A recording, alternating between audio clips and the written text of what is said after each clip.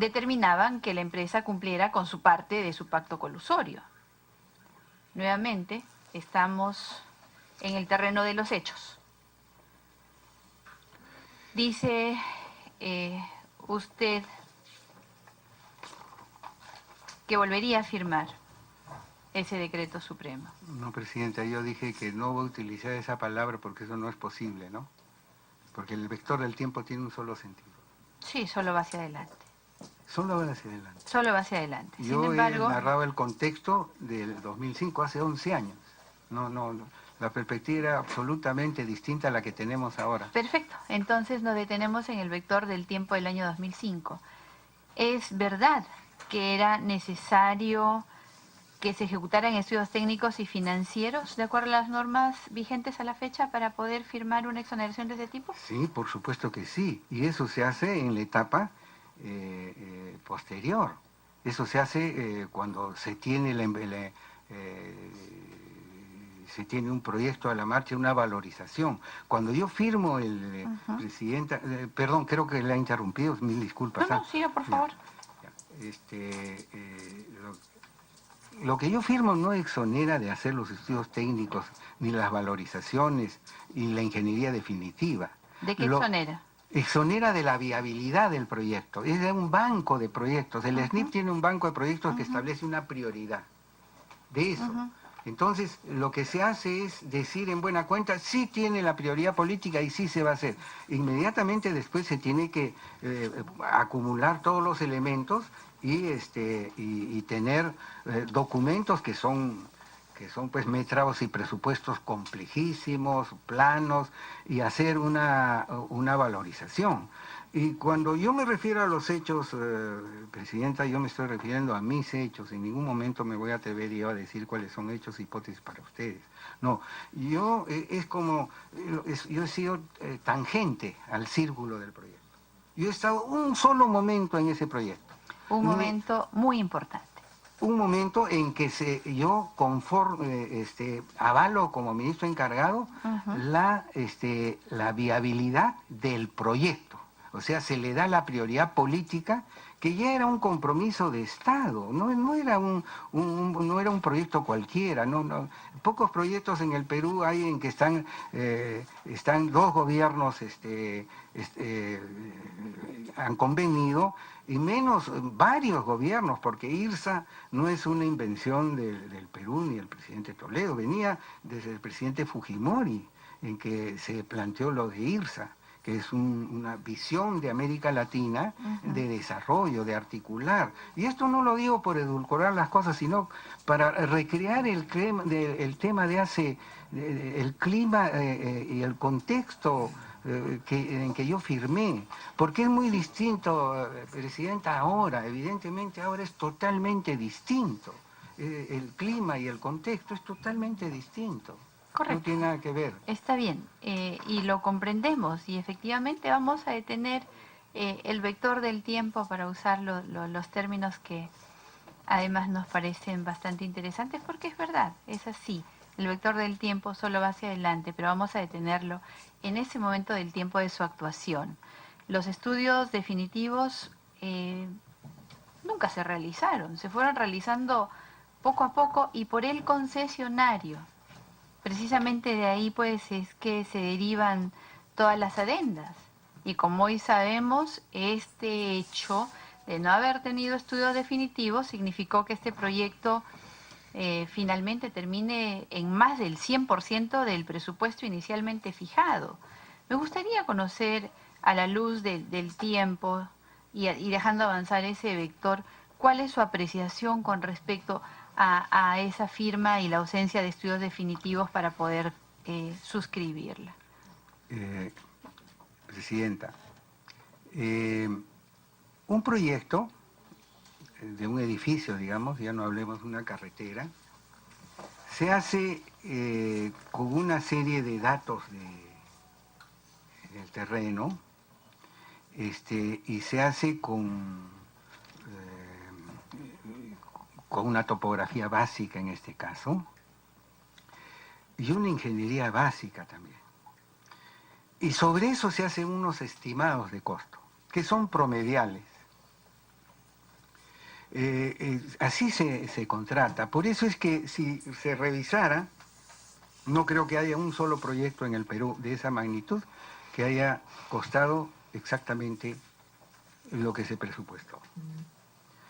Porque hay una serie de contingencias. Por ejemplo, el mal llamado Zanjón de Bedoya, o el Metropolitano que hizo el alcalde Castañeda, excelentes obras ambas, costaron bastante más de lo que se presupuestó. Y eso estando en un terreno urbano, en Lima, donde hay absolutamente todo.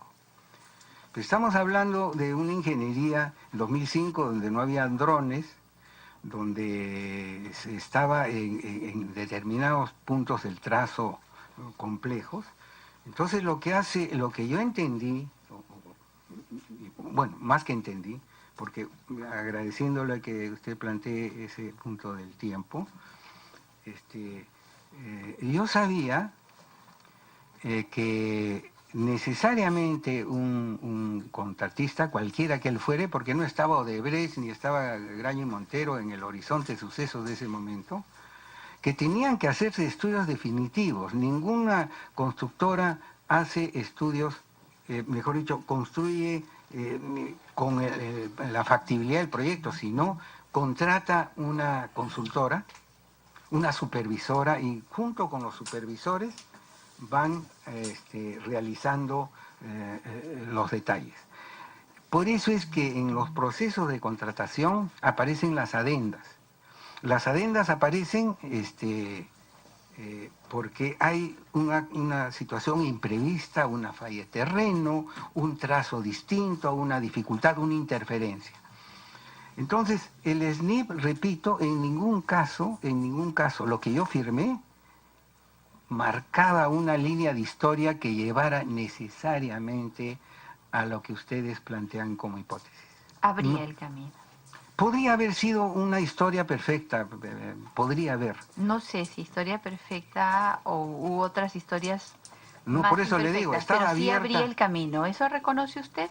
¿Que esa firma abrió el camino? No necesariamente, Presidenta, porque si hay un cambio innecesario de un trazo o una adenda de un volumen de tierra que se tiene que movilizar y en lugar de 10.000 metros cúbicos se pone 100.000, entonces se da responsabilidad de la supervisora decir que sí son 100.000 o no. Lo que le quiero decir es que en la propia naturaleza del proyecto está el hecho que pueda eventualmente crecer.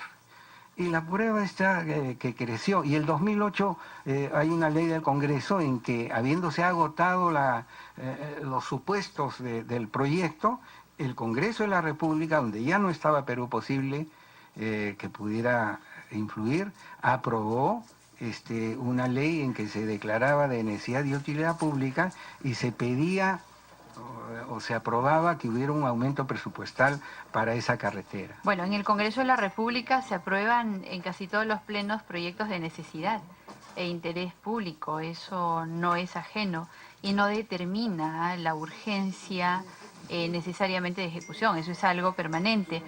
Pero volvemos a la ley, porque usted ha hecho una exposición potente con respecto a esto para justificar válidamente su suscripción, y ha invocado a la ley del año 2000, ¿no es cierto?, en la que se permitía que se pudiese realmente exonerar del SNIP. Y es verdad lo que usted ha señalado, usted ha invocado al numeral 10.5 de esta ley. Pero esta ley otorga una decisión discrecional para decidir si se exonera del SNIP. Sin embargo, dicha decisión trae como consecuencia responsabilidad política si es que dicha decisión tiene perjuicio al Estado, como ha sucedido con la carretera interoceánica. ¿Quién cree usted que tiene responsabilidad política por esa decisión de haberse acogido al numeral 10.5 de la ley del SNIP? Si se probara que la decisión que yo firmé tenía cerradas las historias posteriores para actos delictivos, si es que estos se hubieran producido, yo sería. Pero repito, la firma de estas exoneraciones no llevan necesariamente a una historia del mal, Presidenta. La prueba es que hay 16 de ese tipo. O sea, no es de suyo intrínsecamente un acto que lleve a responsabilidades. Esa es mi posición, por eso mi actitud absolutamente tranquila con respecto a mi conciencia y con una trayectoria de vida larga al servicio público. Sí, hubo una característica en estos proyectos que nosotros estamos investigando y que todos parecen haberse hecho con un molde. Se creaba un contexto internacional favorable, se creaba una demanda social potente en la zona de ejecución, todo esto previo a plantear los proyectos y luego la historia ya es conocida, se acomodaban las normas, se encontraban los funcionarios y eso es lo que venimos investigando. Y desgraciadamente para la historia de nuestro país, eso es lo que venimos no solo investigando, sino como producto de la investigación comprobando. Por eso es que ahora es importante que usted comparta con nosotros, con la trayectoria de vida que tiene, con la transparencia que tiene en sus actos, y por lo tanto comparta, así como lo he hecho ya con mis colegas, lo que le venimos preguntando. En ese sentido, seguimos haciéndole las siguientes interrogantes. El exministro de la cartera de Economía y Finanzas, el ahora presidente Kuczynski, ¿tenía algún interés en que se exonere el SNIF de esta carretera? Si lo tenía, nunca me lo expresó. Es decir, habíamos participado ambos, yo como ministro de Educación y él como ministro de Economía, en las exposiciones que hacía el sector transportes de esta obra, ¿no? Pero yo no recuerdo, si no lo diría, si hubiera tenido yo o si hubiera sucedido una conversación específica sobre ese tema. ¿Antes o después de este encargo en la cartera de Economía y Finanzas lo tuvo? Ni antes ni después, porque regresó el ministro, se encargó de su cartera, y si hubiera tenido algún interés o no interés por el tema, entonces comprenderán que el peso político que tenía el presidente Kuczynski era bastante mayor que el mío, ¿no? Eso quiere decir que si yo hubiera procedido en contrario a sus decisiones, no tenía sino que pestañear para decirle al presidente, Javier Sota ha actuado mal, encáuselo, y además o yo o Sota.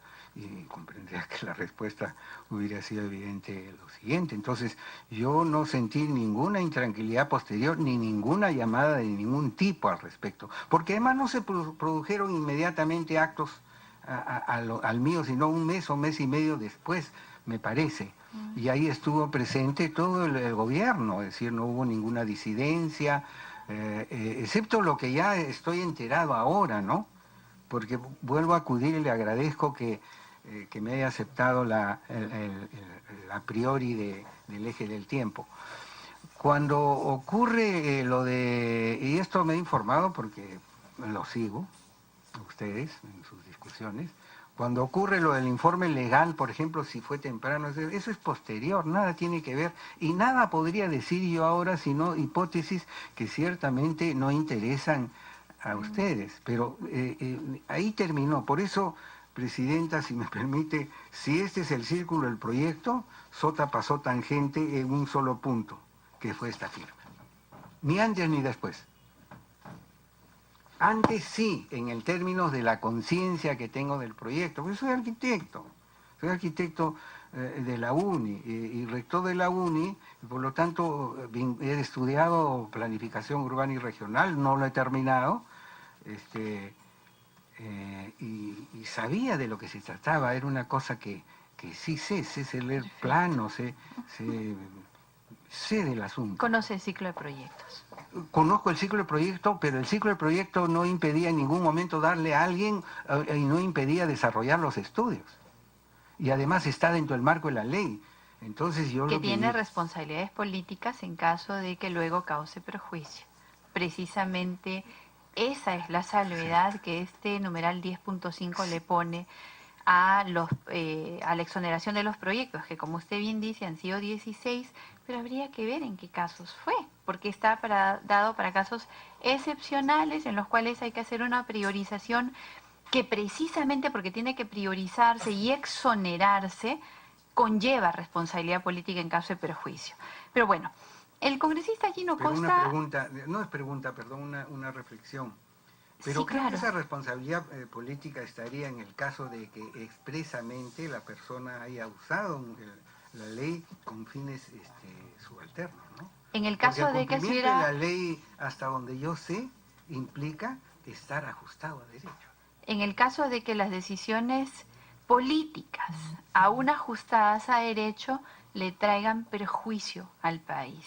Bueno, es una tesis que no conocía presidenta. Es algo que tiene precisamente como característica ese tipo de decisiones que son de carácter político.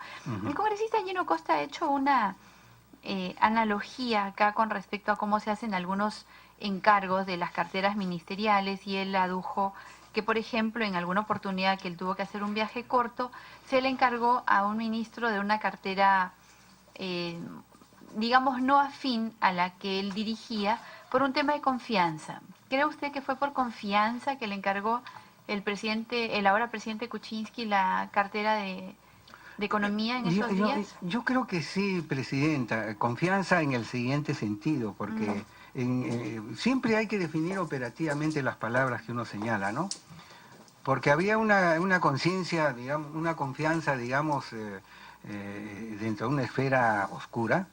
Pero confianza, ¿por qué? Yo trabajé cercanamente al entonces ministro de Economía, por ejemplo, en aumentar los sueldos a los profesores, ¿no? Y aumentamos los sueldos a los profesores, duplicamos sus sueldos al 70%. Y yo sentí, quizás es medio cursi que lo diga, que él sí me recibía a mí, porque el ministro de Economía y Finanzas generalmente no recibe ni siquiera a los ministros, ¿no? A los congresistas sí los recibe porque hay un control político, pero a los ministros no los recibe. Bueno, yo trabajé y a veces estaba 2 o 3 veces a la semana, no solamente con el presidente, sino con sus técnicos, en ese sentido. Y varios aspectos del sector de educación. El sector de educación en la gestión de Toledo ya era el más importante y ahora lo es mucho más, ¿no es cierto? Entonces, en ese sentido sí, o sea, yo era una persona que estaba vinculada, porque manejábamos una parte del presupuesto, mejor dicho, para hablar en buenos términos, administrábamos una parte importante del presupuesto de la República. ¿Tuvo conocimiento cabal en el momento que suscribió esta exoneración, este decreto que exoneró el SNIP, de lo que implicaría esta exoneración? De lo que implicaría, no. De lo que estaba implicando en ese momento, sí. Porque si yo digo de lo que implicaría, estaría, no digo que esté en su pregunta, asumiendo que yo tengo una visión de poder prever las historias posibles de eso. No, yo estaba convencido que era un acto necesario, que era una decisión política de Estado y que se me presentaba la oportunidad de estampar mi firma en un documento. Ahora, ¿qué utilización posterior se hizo eso? Ya no es mi responsabilidad. ¿Usted solicitó que se le expliquen las implicancias de esta decisión? ¿Preguntó a alguien exonerar este proyecto? ¿Tendrá algún efecto legal? ¿Qué implicancia podrá tener? ¿Solicitó explicación? Yo en ese momento revisé el documento, vi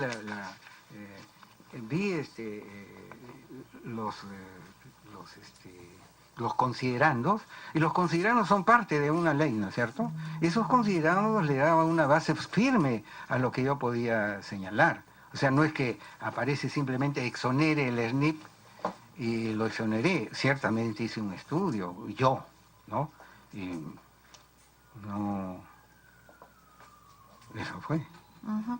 ¿Y qué información le fue brindada al respecto? O sea, a usted le bastó leer los considerandos Sí, para los sentirse considerandos, satisfecho sabía que era con toda la información. O sea, con eso usted consideró que tenía la información suficiente. con eso tenía la información suficiente, porque yo no iba a ser quien para evaluar el perfil del proyecto, yo no iba a revisar los planos, yo no iba, que hacía, porque ahí tampoco había un presupuesto en ese momento, ¿no es cierto? Después se iba a elaborar el presupuesto. ¿Considera usted que se contaba con el sustento técnico suficiente para que se exonere el SNIP la ejecución de la IRSA Sur? Yo no firmé el contexto técnico, yo lo que firmé fue la prioridad política, pero no política partidaria, es una política de Estado de hacer el proyecto.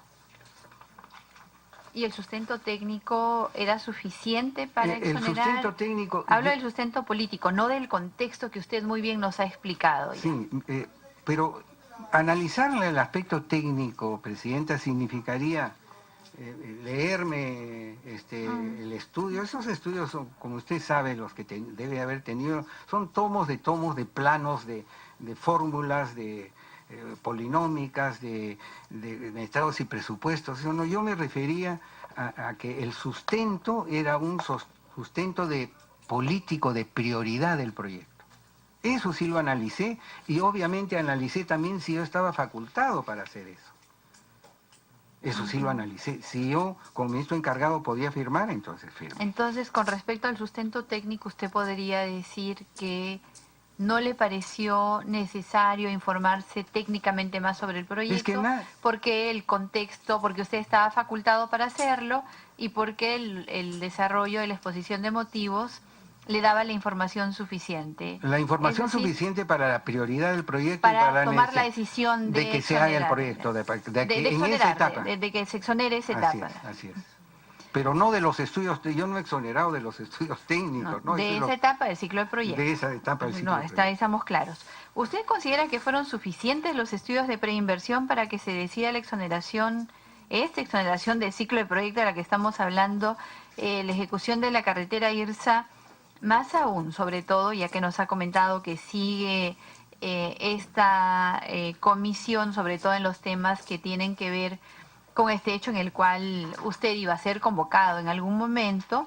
Han venido expertos, como el economista Gustavo Guerra García, por ejemplo, quien al revisar estos estudios y al haber hecho una investigación, concluyó que existía una gran desproporción entre los costos de inversión, demanda y rentabilidad del proyecto. ¿Considera usted que fueron suficientes los estudios de preinversión para que se tome esta decisión? Yo no presumo que no ha tenido a la vista Gustavo Guerra García, que al cual conozco los estudios, en el momento en que yo firmo porque ahí no había montos los montos vienen después. Y además, esto es un aspecto de ingenieros, ¿ah? Esa revisión técnica del proyecto es un problema de ingenieros. No es de abogados ni de economistas, ¿eh? En su análisis, como finalmente arquitecto, como en toda su experiencia, en su larga carrera, en todo caso le pregunto, ¿considera usted que fueron suficientes los estudios de preinversión para tomar la decisión que se tomó de exonerar el SNIP? Yo considero que sí, porque repito, en términos de prioridad política. El SNIP genera un banco de proyectos, Presidenta. Vayan al SNIP a ver si van a encontrar computadoras, van a ver dibujando planos. No, es una priorización de orden político-económica. Claro, que ve la rentabilidad social y otros aspectos que determinan la toma o no de una decisión, del pase o no. En ese momento, y hasta ahora hay la discusión si se tenía que hacer o no el proyecto. Yo he argumentado que en el momento ese yo sí tenía conocimiento que el Perú tiene que tomar actos posesorios sobre su territorio. Entonces, ¿considera que fueron suficientes los estudios de preinversión? Pero en ningún momento estoy diciendo yo que ese proyecto exonerara de la ingeniería de detalle, que es la que define cuánto cuesta. Ni tampoco planteé adendas ni nada por el estilo. Ni estuve presente en estos sucesos posteriores. La siguiente pregunta es de opinión. Porque uno de los mayores cuestionamientos respecto a la exoneración del SNIP de la carretera Irsa Sur es que se trató de evitar los pronunciamientos del MEF respecto a los resultados sobredimensionados de los estudios de preinversión. ¿Cuál es su opinión al respecto? Bueno, puede haber habido eso, no me consta, pero a mí lo que me interesaba más el pronunciamiento del Colegio de Ingenieros, al cual respeto mucho más en términos de ingeniería que al MEF, ¿no? Y el Colegio de Ingenieros se manifestó favorable al proyecto. El problema que tenemos es que a veces hay dictadura de determinadas profesiones que honestamente le digo, hay que leer el comunicado del Colegio de Ingenieros, de que cómo se está dejando de lado a quienes reflexionan sobre el marco físico de la sociedad peruana. Y nadie me va a convencer a mí que la economía es una ciencia, ¿no? No lo es. Si fuera ciencia, bueno, meterían los insumos por acá y estaríamos de manera maravillosa en el otro lado. Yo creo que lo que necesita el Perú es más ingeniería. Ahora, menos corrupción, por supuesto, ¿no? Menos corrupción. En ningún momento yo estoy argumentando sobre la corrupción. Sí, pero entonces, al momento que se tomó esa decisión, aún no había proyectos de ingeniería. Definitiva no, de ingeniería definitiva. Belaúnde. Pero, Presidenta, el ingeniero Sota o el ambiente Sota sabe, y lo ha dicho aquí ya, que hay una vieja data de las compañías constructoras que se coluden para poder hacer obras del Estado. Y el ingeniero Sota recordará cómo, por ejemplo, en época de Odría y luego después, las grandes empresas también se repartían las obras del Estado. Estamos hablando de los años 40, 50 y 60. Y cómo el Ministerio de Educación hizo una empresa, otra empresa del Ministerio, el Rebagliati, otra empresa, el Hospital Almenara, el Obrero, etcétera, etcétera, etcétera. Autopista Ancón, la carretera a Lurín o a Pachacamac, la carretera a Chaclacayo, etcétera, el puente Los Ángeles, en fin, se repartían las empresas y luego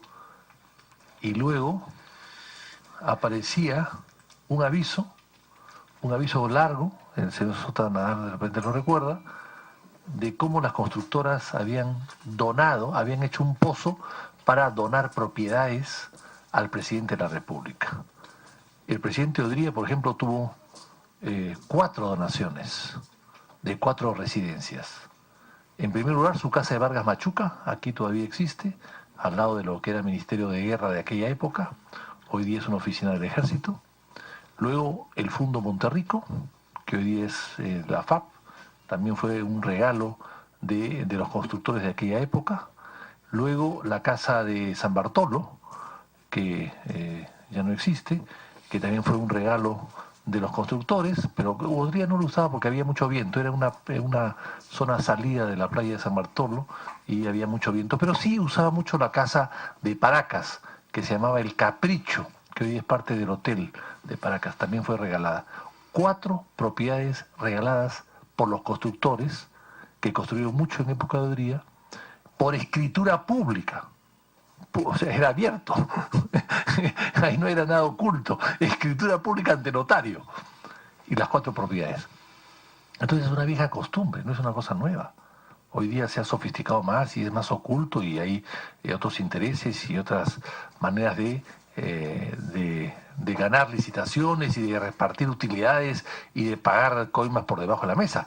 En esa época era por escritura pública, pero las cosas no han cambiado. Entonces, con esa experiencia, el ingeniero Sotanal, cómo él firmó una excepción para que estas obras tan importantes, la obra más importante del Perú en ese momento, no pase por el NIP.